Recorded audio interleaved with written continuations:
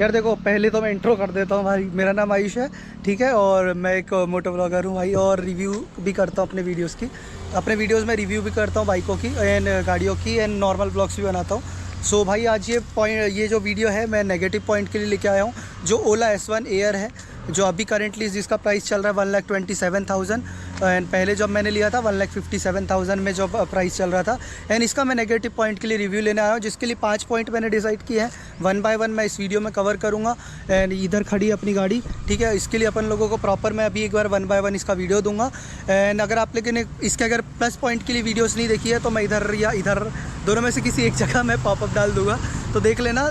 Positive video की जो particular इस गाड़ी के लिए पॉजिटिव वीडियोस हैं, मतलब पॉजिटिव पॉइंट्स है। एंड अगर मैं अभी इस बारे में बात करूँ तो ये नेगेटिव पॉइंट की वीडियो है।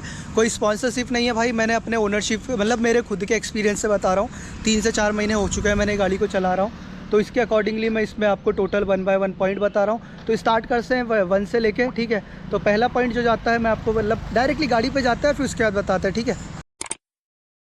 So here is the scooty. पहला पॉइंट अगर मैं जाऊँ तो भाई देखो, लुक्स एंड बिल्ड क्वालिटी बोले तो नो डाउट बहुत प्यारी है, बट एक माइनस पॉइंट आ जाता है कि कोई भी क्रैश गार्ड या कोई भी इसकी फ्रेम को सेफ्टी करने के लिए कोई भी एक्सेसरीज़ नहीं देता है, ठीक है। ये आपको आफ्टर मार्केट लगाना पड़ेगा, और आफ्टर मार्केट में भी अगर कोई हैवी लगाते हो तो इसकी सर्विस इम्पैक्ट करेगी, इंश्योरेंस इम्पैक्ट करेगा। अगर ये आप नॉर्मली जैसे ये जो इसमें हल्के फुल्के नट्स दिख रहे हैं, अगर इन्हीं में एडजस्ट करके आप लगा सकते हो, ठीक है, तो वो वेल एंड गुड है। अगर आप मतलब कोई एक्सटर्नली इसमें छेद करके या लाइक आप इसमें मतलब जो इसके पार्ट्स में होल करके आप इसमें लगा रहे हैं, तो वो फिर इम्पैक्ट करेगा आपकी सर्विसिंग में। तो फिर वो लोग क्लेम करने में इशू करेंगे, सर्विस क्लेम करने में। इनकेस आपकी गाड़ी कभी नुकसान होती है, डैमेज होती है, या फीचर से रिलेटेड कोई इशू आता है, तो वो लोग हाथ खड़े कर देंगे कि भाई नहीं, ये नहीं होगा तुमने क्योंकि एक्सेसरीज़ लगाई है, ठीक है। तो ये एक माइनस पॉइंट सबसे बड़ा चले जाता है कि कोई भी बॉडी को सेव करने के लिए मतलब आपकी इसकी फ्रेम को सेव करने के लिए कोई भी एक्सेसरीज़ नहीं दी जाती।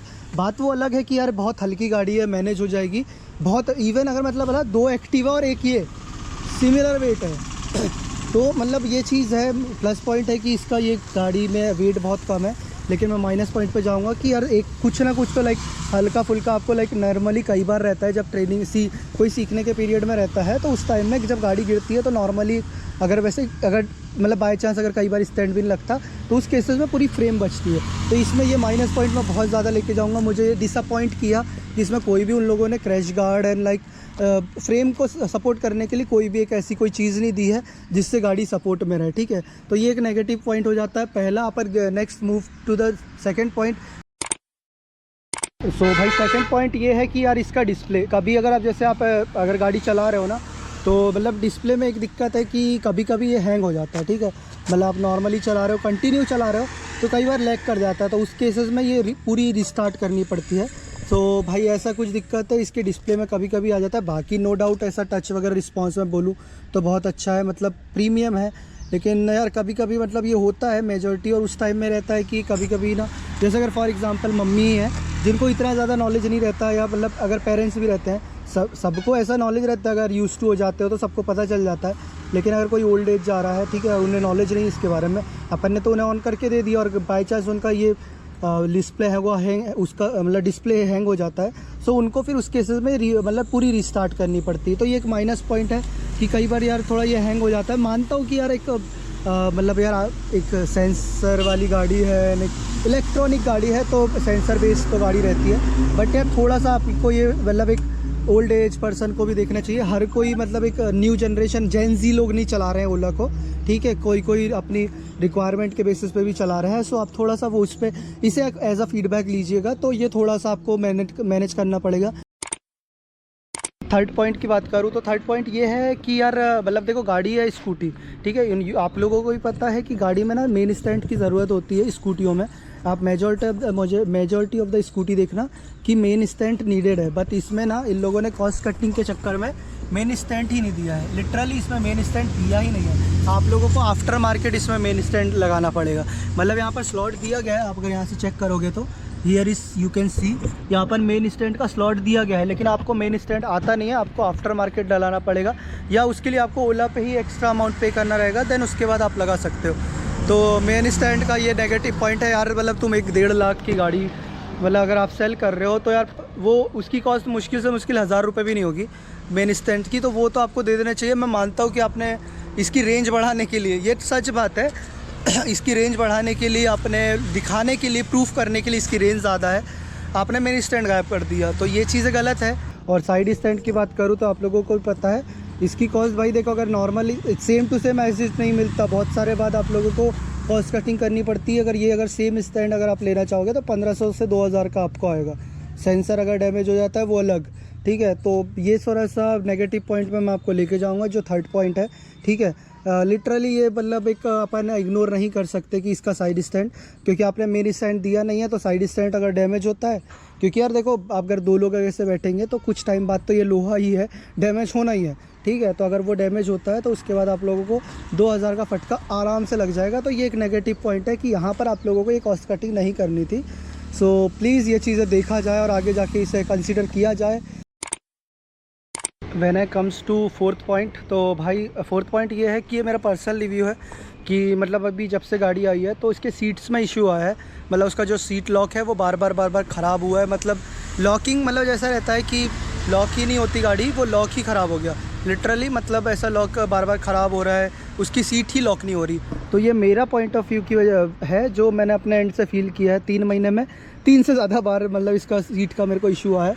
यहाँ से लॉकिंग का सिस्टम रहता है और सेंसर वाली ही है, तो यहाँ से अगर प्रेस करते हैं तो ये सेंसर के थ्रू खुल जाता है। मतलब अभी जैसे कि चेक करोगे तो ये लॉक हो गई है यहाँ से, एंड यहाँ से आपको बूट स्पेस, तो यहाँ पर ट्रंक ओपन है, यहाँ से ये क्लोज़ का अभी तो ठीक हो गया है, मैंने करवा लिया, इसकी टिकट रेस करी थी तो ये अभी ठीक हो गया है।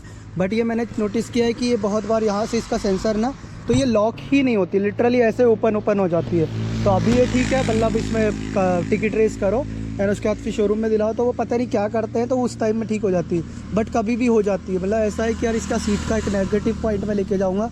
मतलब आप भी मुझे बताना, जो ओला ओनर है, कि उन लोगों को भी सीट की दिक्कत आई है नहीं आई है। मुझे जानना है कि ये सिर्फ मेरे साथ हो रहा है या और भी लोगों के साथ हो रहा है जो ओला ओन कर रहे हैं, ठीक है। तो ये मेरे इसमें नेगेटिव पॉइंट में मैं लेके जाऊँगा, क्योंकि ये मुझे मतलब इसके अलावा कुछ और फेस नहीं करने मिला, लेकिन ये ओला की सीट का बहुत इशू हुआ है। तो मुझे ज़रूर से बताना है भाई, जो भी ओला ओन करता है, तो मुझे बताना कि ये सेम इशू आपके साथ भी फेस होता है क्या? सीट का लॉक जो है ट्रंक ओपन ही शो करता है, जैसे कि अभी यहाँ पर चेक कर पाओगे तो अभी यहाँ पर ये मैंने प्रेस किया तो ये क्लोज़ हो गया है, ट्रंक ओपन ही रहता है। मतलब अभी तो क्लोज़ हो गया है तो ये ओपन ही रहता है कई बार, मतलब यहाँ पर ओपन ही रहेगा, उसे प्रेस करोगे वो ऑटोमेटिकली ओपन हो जाएगा। मतलब उसकी जो सेंसर है या मोटर है वो लॉक नहीं होती है, तो कई बार ये इशू होता है। सो ये एक नेगेटिव पॉइंट है, फोर्थ पॉइंट जो मैंने आपको कवर कर दिया है। और अभी next move to the last point but not least, ठीक है। और भी बातें हैं बट वो टाइम बाय टाइम पता चलेगी। सो आखिरी पॉइंट पे जाते हैं, जो इसमें एक सबसे बड़ी दिक्कत है। अब जाते हैं अपन आखिरी पॉइंट पे, जो बहुत अहम मुद्दा है जिसे हम छेड़ना चाहते हैं कि भाई बैटरी है। तो यार अगर बैटरी ख़राब होती है या बैटरी में डैमेज होता है या मतलब जैसे बैटरी में कोई दिक्कत होती है, तो यार बैटरी गाड़ी अगर पेट्रोल गाड़ी रहती है तो अपन आफ्टर मार्केट जाके अपन उससे सही करवा लेते हैं। लेकिन इंजन गाड़ी है, मतलब बैटरी गाड़ी है, मोटर का वर्क होता है, तो मोटर तो यार देखो कहीं भी सही हो जाएगी, ठीक है, गाड़ी की जो मोटर है। लेकिन बात ये करते हैं कि अपन बैटरी, तो भाई एक चीज़ बताओ, ये बहुत बड़ा नेगेटिव पॉइंट है। इन केस अगर आपकी बैटरी ख़राब होती है, ठीक है, अगर पूरी डैमेज होती है, अगर वो मतलब अगर सर्विस से ठीक हो जाती है, रिपेयर हो जाती है तो वेल एंड गुड है। लेकिन रिपेयरिंग का भी खर्चा भाई अच्छा खासा आ जाता है 10+ में, ठीक है, 10,000 से भी ज़्यादा का रिपेयरिंग खर्चा आ जाता है। और इसकी जो बैटरी रहती है भाई, मतलब ऐसा नहीं रहता है कि रिमूव कर लो। कुछ स्कूटी हैं जो आपको रिमूवल बैटरी देती है कि आप जाके चेंज करा सकते हो, मतलब सिंपली ओपन हो जाती है सेल्फ, आप अगर उसे ऐसे लॉक से ख़त्म, मतलब कुछ गाड़ियाँ है जैसे इथर हो गई है। और मतलब मैं उनका कंपेयर मतलब ऐसा मतलब उनका पॉजिटिव रिव्यू नहीं दे रहा हूँ, लेकिन इसकी नॉन रिमूवल रहती है, तो ये आपका एक नेगेटिव पॉइंट है। और इसकी जो बैटरी रहती है भाई अपने सीट के नीचे नहीं रहती, आपकी बैटरी यहाँ से स्टार्ट होगी तो फुट रेस्ट के नीचे रहती है यहाँ पर, तो भाई ये नॉन रिमूवल रहती है। और इन केस आपकी बैटरी ख़राब हो जाती है, सो एक नई बैटरी की कॉस्ट आती है भाई 87,000 रुपीज़, 85,000 रुपये। 5 साल तक के तो नो डाउट आप लोगों को कोई टेंशन नहीं लेना है कि 5 साल तक के, तो क्योंकि आपको गाड़ी भी इसका इंश्योरेंस देती है। मतलब अगर गाड़ी अगर ठुकती है तो उसमें वो अलग अलग मतलब पॉलिसीज़ पे रहता है कि मैं पॉलिसीज़ का पॉपअप यहाँ पर डाल दूँगा, आप पढ़ सकते हो, ऊपर मतलब स्क्रीनशॉट ले लीजिएगा, तो देन उसके बाद पढ़ लीजिएगा। मैं स्क्रीनशॉट भी डाल दूँगा, कमेंट सेक्शन में भी डाल दूँगा इसकी पॉलिसी से रिलेटेड, तो आप खुल के वहाँ पर पढ़ सकते हो। लेकिन अगर मैं इसमें बताऊँ तो अगर भाई अगर आपकी गाड़ी की बैटरी ख़राब होती है ना, तो इसमें आप लोगों को 80-85 हज़ार रुपये की एक नई बैटरी आती है, ठीक है, और उसमें भी आप लोगों को वेटिंग करना पड़ेगा, गाड़ी की बैटरी मंगाई जाती है। सो वो भी एक टाइम लेंथी प्रोसेस है जिसमें आपको टाइम लगेगा और उस टाइम में आपके पास गाड़ी भी हाथ में नहीं रहेगी, ठीक है। और भाई ये एक बहुत बड़ा एक नेगेटिव पॉइंट है बैटरी गाड़ी के लिए कि अगर बैटरी ख़राब होती है तो आप लोगों को बहुत बड़ा नुकसान झेलना पड़ेगा, ठीक है। नो डाउट कि गाड़ी आप लोगों को उतना अर्निंग दे देती है, उतना पेट्रोल दे देती है, लेकिन भाई एक ये बहुत बड़ा नेगेटिव पॉइंट है कि आप इसे लॉन्ग टर्म के लिए आप सोच नहीं सकते। मतलब अगर बैटरी ख़राब होती है तो आप लोगों को इतना लंबा खर्चा देना पड़ेगा जितने में एक आप नई पेट्रोल गाड़ी ले सकते हो, ठीक है। तो 85-87,000 अभी करंट चार्जेस बता रहा हूँ मैं कि आपका ओला S1 एयर की जो बैटरी है 87,000 की है अभी, अगर मैं जैसे चेक कर रहा हूँ न्यू बैटरी का प्राइस है। तो भाई ये इतना बड़ा अमाउंट जो है ना बहुत बड़ा होता है एक मिडिल क्लास के लिए। मतलब मोटा मोटा 1 लाख ही मान लो, क्योंकि यार देखो 85-87 हज़ार रुपये बहुत ज़्यादा होता है एक मिडिल क्लास के लिए। तो ये एक नेगेटिव पॉइंट मैं मान के चलूँगा, क्योंकि ये बैटरी का खर्चा बहुत लेंथी हो जाता है। बाकी अगर मैं उसके अलावा बोलूँ तो भाई बहुत सारी और भी चीज़ें हैं कि जैसे कि ओला की गाड़ी है तो यार कभी कभी मतलब ये रहता है कि लॉन्ग अपन लंबा नहीं जा सकते। तो यही सब बातें थी जो मैंने आपको इस वीडियो में कवर करी है। 5 पॉइंट थे। होप करता हूँ आप लोगों को ये जो इन्फॉर्मेशन है वो आप लोगों को आपके लिए वैल्यूबल रही होगी, ठीक है। एंड अगर कोई इससे रिलेटेड ओला से रिलेटेड और भी कोई क्वेश्चन है और भी कोई डाउट है तो प्लीज़ मुझसे पूछ सकते हो। और इंस्टा का हैंडल भी मैंने कमेंट में मेंशन कर रखा है, मतलब डिस्क्रिप्शन पे दे रखा है। तो और भी कुछ अगर कोई भी और फर्दर क्वायरी होगी तो मुझसे पूछ लेना एंड मैं आप लोगों को बिल्कुल जवाब दूंगा, ठीक है। एंड होप करता हूँ आप लोगों को ये इन्फॉर्मेटिक लगी होगी, ठीक है। तो होप करता हूँ आप लोगों को मज़ा आया होगा एंड मिलते हैं नेक्स्ट वीडियो में किसी और बाइक के साथ, किसी और बाइक की रिव्यू के साथ। And stay tune, love you so much and bye bye and keep going for your dream. भाई तुम लोग भी अपने सपने पूरे करो, ठीक है। हम तो अपने पूरे कर ही रहे हैं, ठीक है।